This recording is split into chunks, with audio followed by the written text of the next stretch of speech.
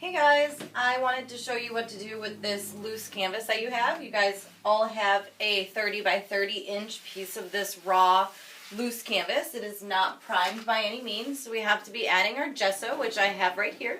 Same gesso you guys have, except I have a really large tube because I paint all the time. So with this big piece of canvas, you can keep it that 30 inch by 30 inch, but what I like to do to keep it a little bit more manageable, since we're going to be working 12 by 16, is I'm going to cut it down. You can get a pair of scissors or X-Acto knife just to start to make that little cut. And I have marked with a graphite pencil 20 inches by 16. That way inside I can then paint with my gesso. I can apply the gesso in a 12 by 16 area. So what you can do is just clip a part of your canvas, get a little bit of it going. And the cool thing about this is it'll rip right down the seam, straight down. So now I have this 20-inch width piece of canvas, and I need to make it 16 by 20. So I have another mark on my canvas here that, again, I will just start a little bit of a cut. And you can cut all the way down if you want to, if you have a good pair of scissors. My scissors tend to get pretty dull, so I'm just going to rip it down. So now I have a 16 by 20 piece of canvas, and it needs to be 12 by 16, the space that I'm going to be doing my plein air painting in. So I'm, again, just going to take my ruler, find my marks, and I'm going to section off my 12 by 16 space with a very light line. So if this is 20, I need 16 across, so I'm just going to take off 2 inches on each side, because that would leave me with 16 inches all the way down. And again, you don't have to do this. You can cut it right down to that 12 by 16 if you want to, or you can leave it that by 30 by 30 and you can just gesso that space. But I'm just trying to find that right now, and now I need to find 12. So this is 16, so again, I'm just going to take off 2 inches on each side. So I have my 12 by 16 space that I know I'm going to paint inside. So I'm just going to get my big brush. Bigger the brush, the more surface area you can cover. Stir my gesso up just a little bit because sometimes it can coagulate, separate from itself. You'll see that a little bit, a different kind of color at the top. It looks like maybe it's more watery. So it's good to mix it in. And then with a generous amount, I'm going to apply it to that area. And gessoing raw canvas at first takes a lot of gesso. You actually do need a generous amount, like I was saying, so that you can cover the canvas texture up with the white of that gesso. This is priming your surface, so when you apply your oil paint, it doesn't deteriorate the surface at all. This is allowing there to be a layer between the paint and the actual textile, that canvas. If the paint were to lay right on the canvas, eventually over time the canvas would start to deteriorate and the paint would start to eat it away. That's why we have this barrier. And I am just kind of haphazardly working through this. I don't have that line to follow, so I'm just trying to make a straight line with my brush. It's not a big deal if I go outside the lines, but I'll show you in a second this kind of frame I've left myself, so that when I attach it to something, I can put the tape right on there and I have this kind of free space around it, this little frame.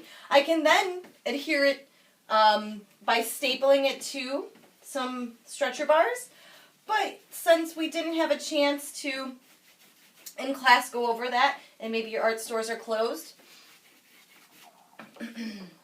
we won't be stretching this on stretcher bars, and I won't be showing you how to do that. I will post on Canvas a handout that shows you how to do that, so you guys can work on that on your own. You can always go on YouTube and find YouTube tutorials, just like this one I'm doing for you. So I'm just making sure I've covered all of my space that I need to cover with this gesso. Gesso, one layer takes about a half hour to 45 minutes to fully dry.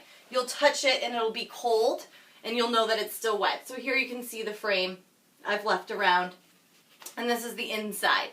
Now the nice thing about adhering this to some stretcher bars or wood is that you can get rid of most of these wrinkles. Usually your second layer will get rid of this, But as you can see, I've kind of just kept this loose. You can also adhere this to cardboard right away if you want to, or I will show you right here with one of my drawing boards that has clips at the top. I will be adhering it to this just by using the clips. And so the canvas won't float away, so to speak, when you're outside working. Now this is kind of a big drawing board, so it might get a little clunky, especially if I don't have an easel. But as you can see, working with something like this is sturdy, so you're not working with this loose canvas and you don't have anywhere to place it. So it's adhered at the top, and I can take my tape. Painter's tape isn't the best. If you had duct tape or something, it may be better because it'll definitely stick, but I have some painter's tape. You'll see sometimes there's loose pieces of canvas. You can just pull those off. That's fine.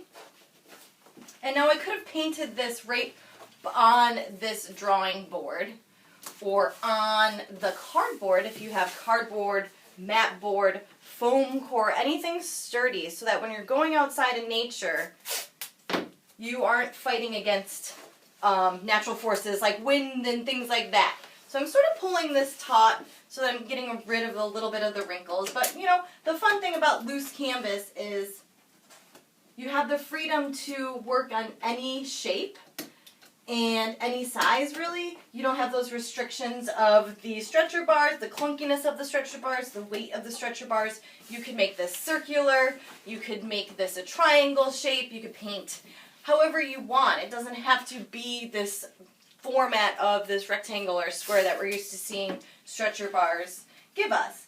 And so I'm just, again, working out the edges. I don't have to put tape all the way around, but I am taping down parts of the edges of my canvas just, again, to give it a little bit flatter surface area as I start to paint.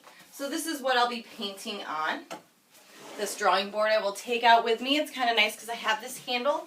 I know some of you may not have the opportunity or availability for this drawing board. That's why I suggest getting a big piece of cardboard, or, you know, big enough to use the size that you have and put it on there nicely.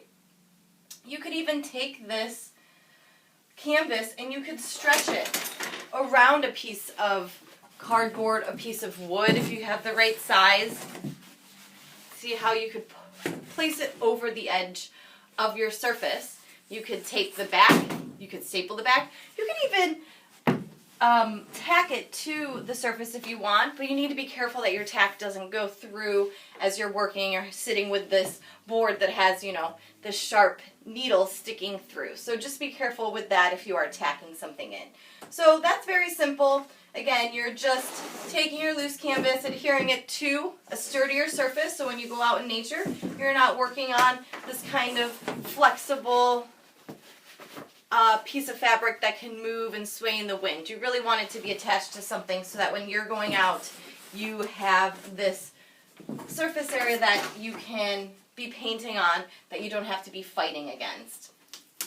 Now, the nice thing about painting outside is the opportunity to be in nature, and right now we're kind of stuck in our house, so it might be nice to be able to get outside, even if it's just sitting in your backyard or front yard with your drawing board and your canvas and your paints, and just start painting. You know, your neighbors may think you're crazy, but at least you're outside getting some fresh air, but you're still social distancing during this time of craziness.